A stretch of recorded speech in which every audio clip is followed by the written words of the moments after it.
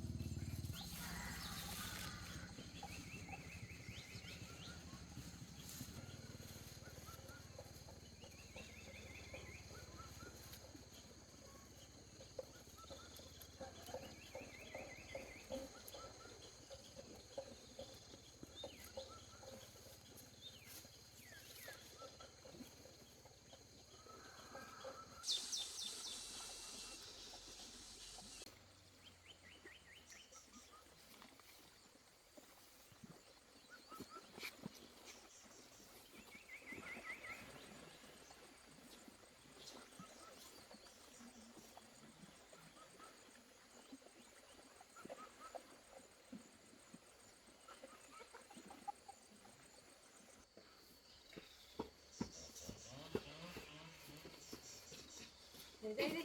Bác vào lên nhà lấy cân.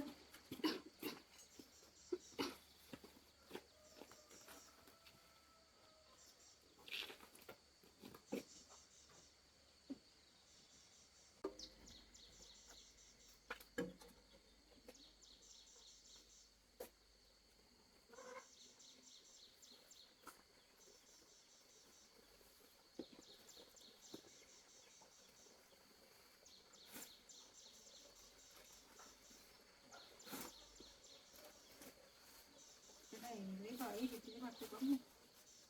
Thì nó hơi chết cân.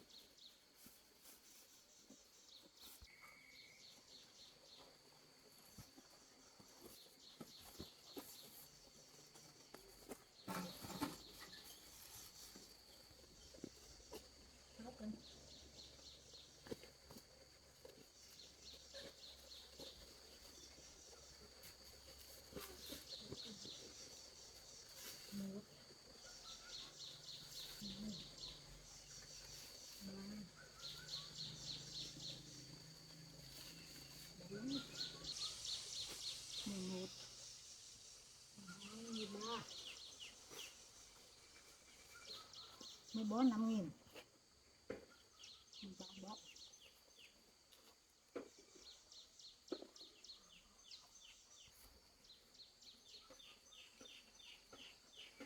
100.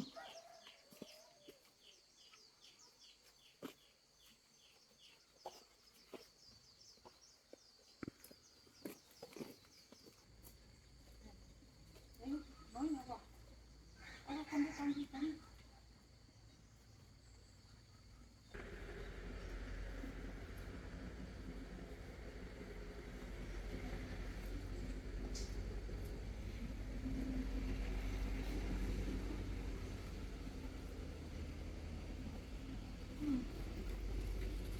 Mang triệu bán nhá. Nó chào à?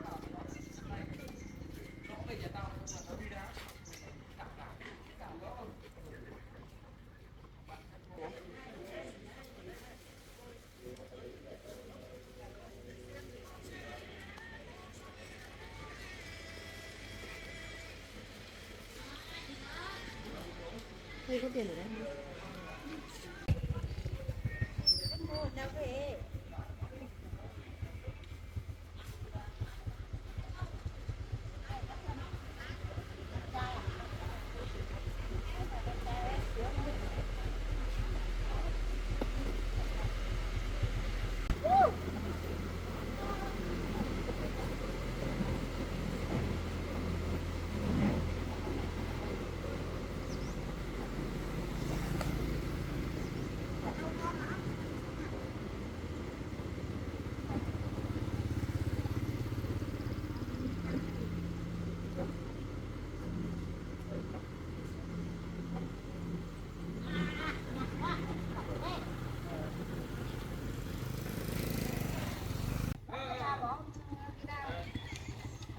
bao nhiêu có đây con. Ok ok.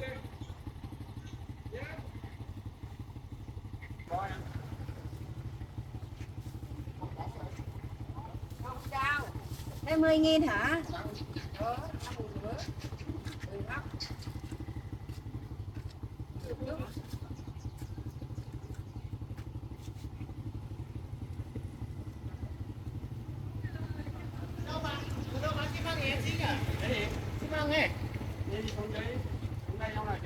Trả tiền. À đi dê thì chợ này á? Đâu mà đi. Đâu chợ này. À, Úi dồi. Đi mà đi. hôm nay có bao mà. Dùng cái bao lấy bao về. Có quay cái đồng vô họ đây.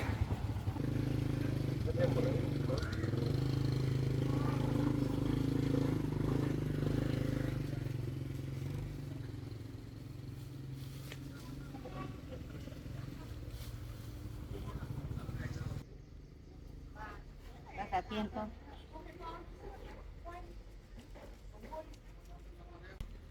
Có tiền nữa. 10.000 hai bó. 20.000 hai bó.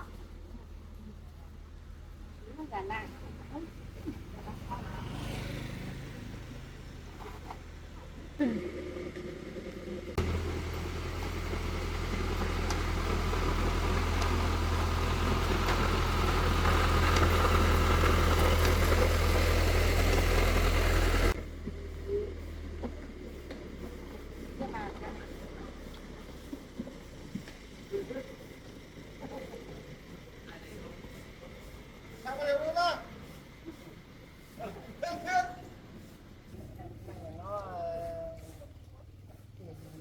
Chặt nhà bây giờ à Nhà cháu chưa nhập trạch đâu.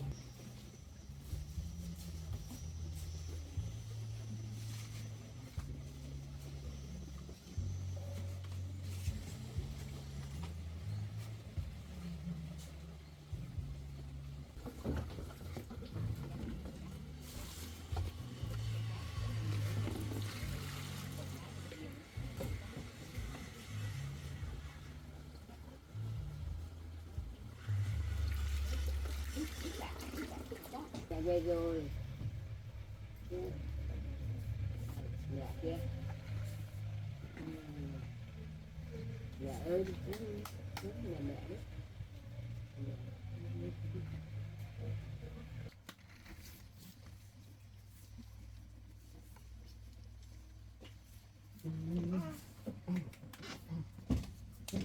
Mẹ về đó, gần bố đâu. Lên. Mẹ.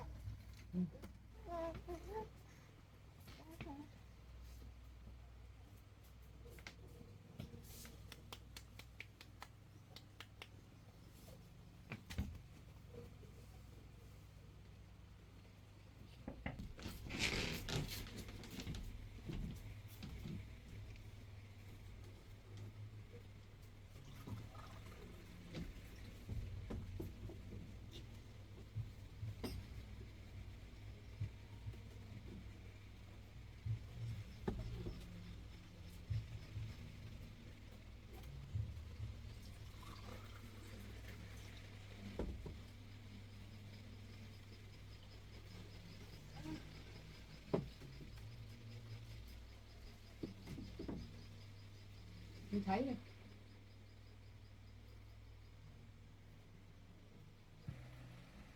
Cháu gửi thằng nó đó. Hôm nay bà không thấy nó không đến đâu.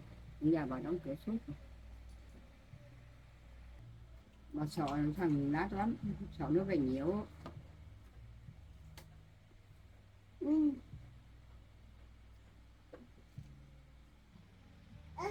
Mình để ăn cháu không?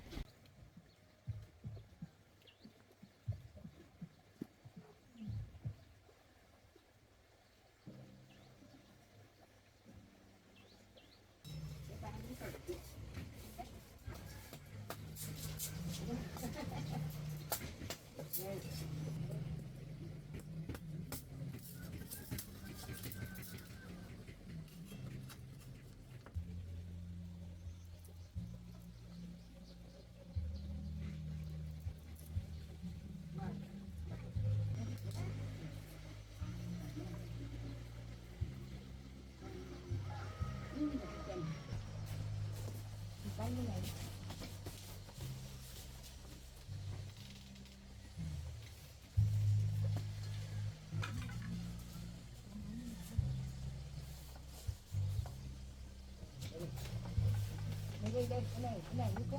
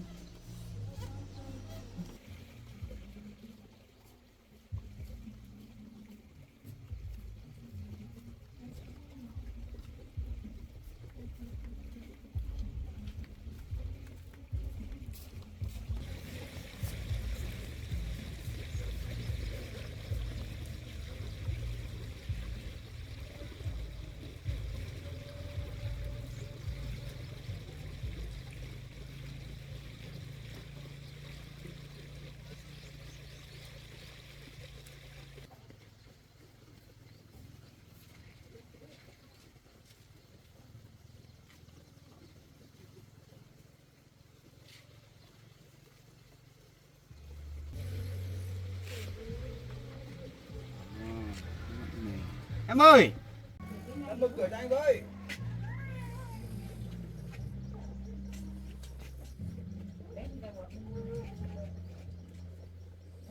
Nếu làm gì nữa ra đây mở cửa cho anh nào. Thấy vào thằng con đi. Ra đây xem nào, mày sợ đâu. Anh có làm gì đâu mà sợ nhỉ. Ra đây xem nào. Em mở cửa nào. Mày sợ đâu. Mà cái thằng bác sĩ đâu nhỉ? Bảo nó ra đây nói chuyện với anh chút em nào. Ra đây mà sợ nó, ra đây mở cửa cho anh nào. Ban ngày ban mặt khóa cổng làm cái gì không biết nữa. Dạo này bác sĩ chăm sóc tốt nè. Các anh không ra gì à? Nhà cửa đẹp đấy nhỉ. Cháu ơi, thằng nón để về ạ. Đến rồi. Cháu ra đóng cửa đi. Có cửa tốt chưa? Bà sợ lắm. Thằng đám mà về này nó cháu phải lấy gậy đuổi nó đi nhá. Em bảo cháu này buồn cười thế nhỉ. Cháu phải là cướp đâu mà sợ cháu thế nhỉ. Cháu này mở cửa cho cháu tăm con tí xem nào. Cháu có làm gì đâu mà mày sợ thế. Nghe lời đấy không phải tốt đâu. Mở cửa cho anh xem nào. Làm gì mà đuổi anh đi về nhỉ. Mở cửa ở đây. Mở cửa, lấy chìa khóa mở cửa cho anh ha. Có gì mà phải sợ thế nhỉ. Thì em nghe này. Anh phải về đây hại em với bà đâu. Anh chỉ về đây anh thăm con của anh thôi. Nó là con của anh cơ mà. Mở cửa cho anh xem nào.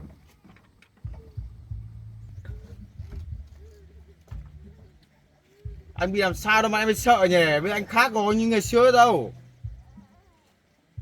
À gái ơi. À. À, đấy em thấy chưa? Anh gọi một cái rồi con gái anh cười ở đấy, chào anh ở đấy, thấy chưa? Mà cười cho anh vào xem nào. Sao ấy em bướng thế nhỉ? Mà cười cho anh vào xem nào. Mà cười anh vào đi. Kìa con gái khóc kìa. Anh vào thăm con gái thế nào?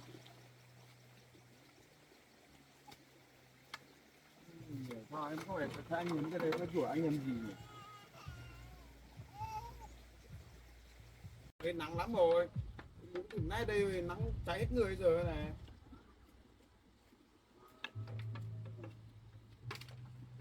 Mà cửa cho anh xem nào, anh có làm gì đâu. Sao cũng cứ vài tuổi anh đi về làm gì nhỉ? Mà cửa cho anh đi, trời ơi, đứng ngoài này nắng mất chết rồi. Anh và anh chỉ thăm con gái chứ cho anh về thôi, không làm gì đâu. Mà cửa cho anh nào, anh làm gì đâu mà. Mở cửa đi, không sợ đâu.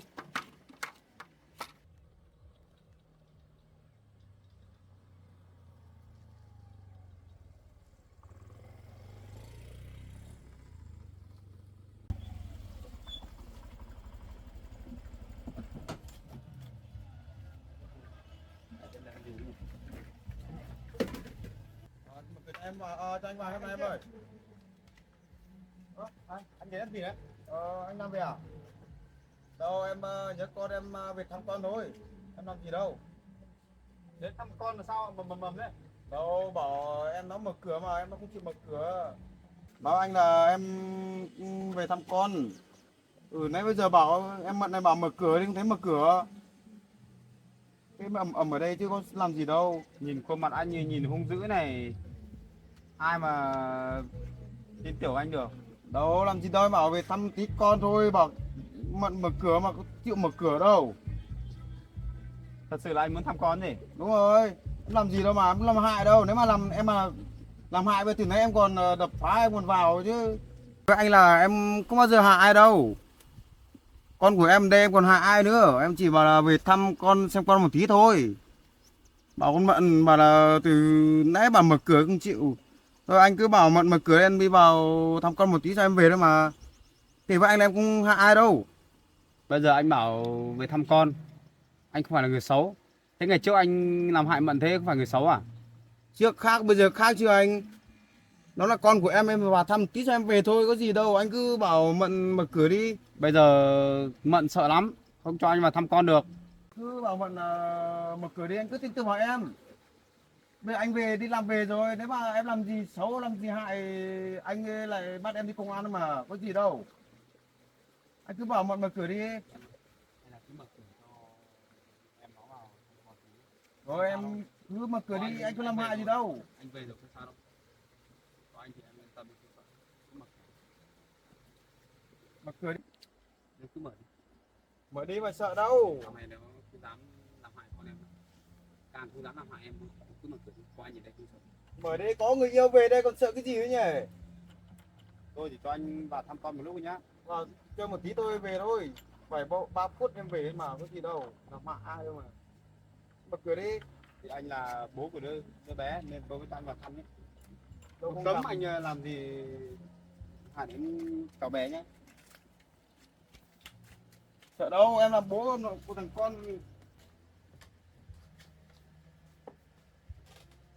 Đi ra tù rồi ấy. Ra tù rồi anh phải biết điều nhá. Ừ, em biết rồi. Không vào nhà biết giết rồi thì nhà cửa đẹp hết thế. Đấy.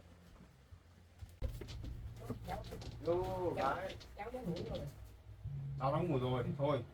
Anh nhìn một tí thôi, em xem một tí thôi mà. Có gì đâu. Nó không gặp con gái lớn nhỉ. Anh có biết là Mận chăm con khổ thế nào không?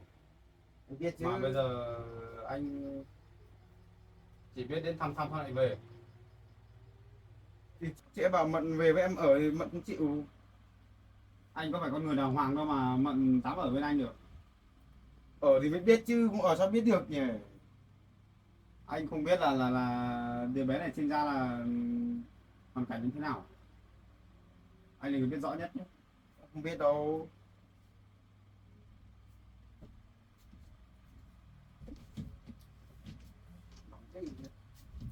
Khách vào nhà phải cho nước uống chứ nhỉ. Hôm nay em cũng đến đây có tí việc thông báo anh là hôm nay em cũng về đây là con gái là con là cũng là con của em. Nên là hôm nay em cũng xuống đây là em phải lấy con gái về nuôi. Việc này ấy, anh phải ra hỏi Mận nhỉ. Không biết Mận đi theo em không đi theo kệ em không biết. Nhưng mà hôm nay em phải lấy được con gái về nuôi cơ. Em ra đây. Đây ngồi đây.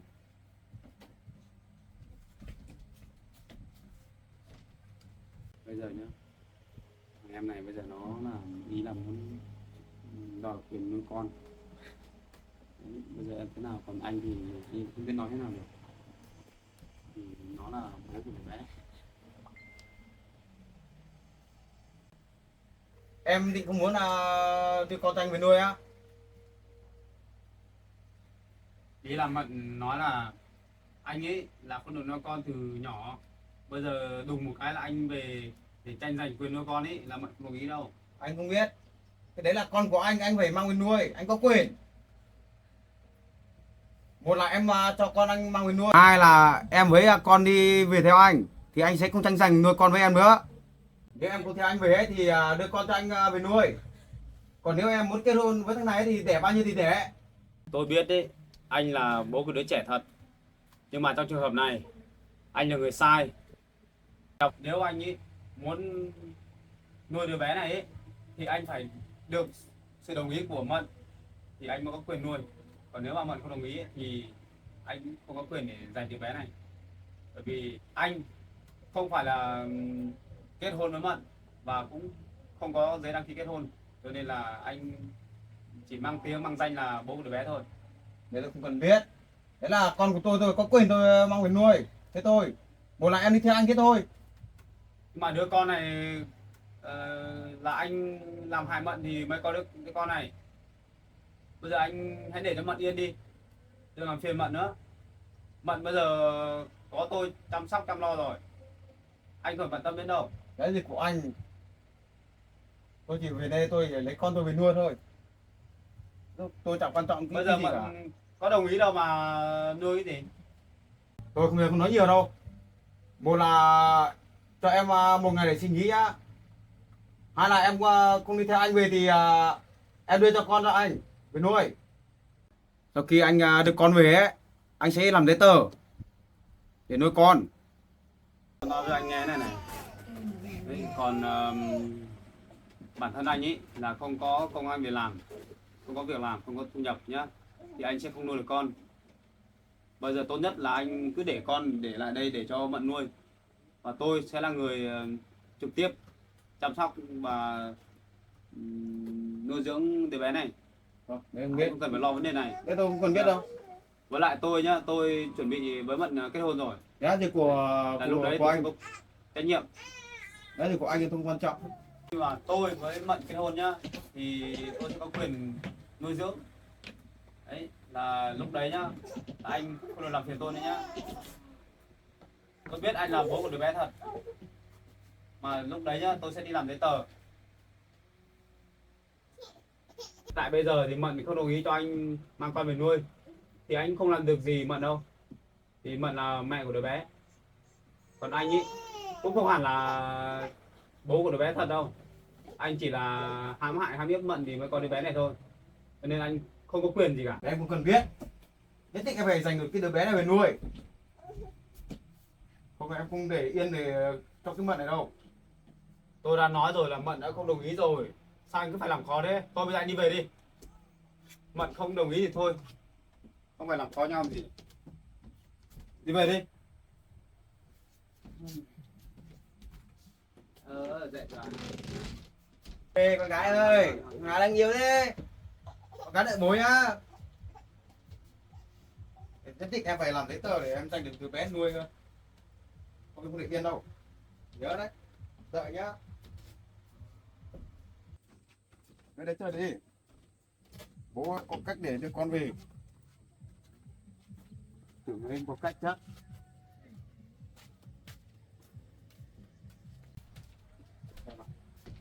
Nhất định là anh sẽ không cho thằng này giành được quyền nuôi con bé này đâu.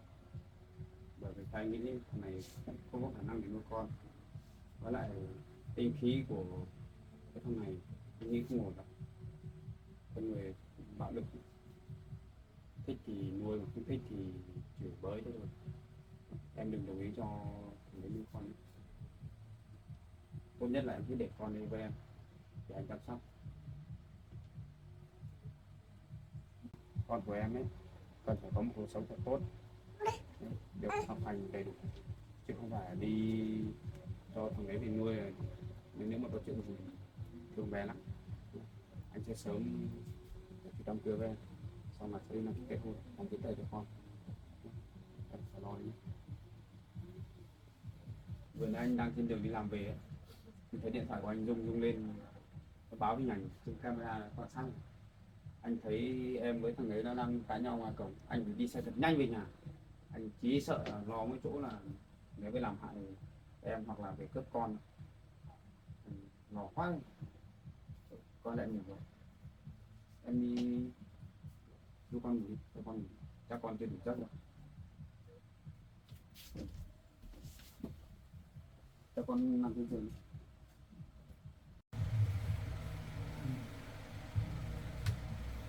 Bây giờ phải làm cái nào nhỉ? Mà nhớ cái thằng đấy nó lại trở lại làm phiền bọn mình còn đi làm suốt nữa chứ, có thời gian ở nhà. Không sao, bây giờ chỉ cần mình không đồng ý cho nó đón con về thì chắc nó cũng không làm, với lại nó còn đang làm một cái án tù nữa, chẳng dám làm gì.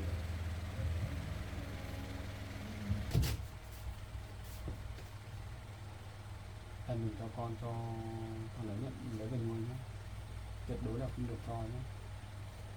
Bây giờ chỉ cần em không đồng ý là hắn không làm gì được em đâu, thấy chưa?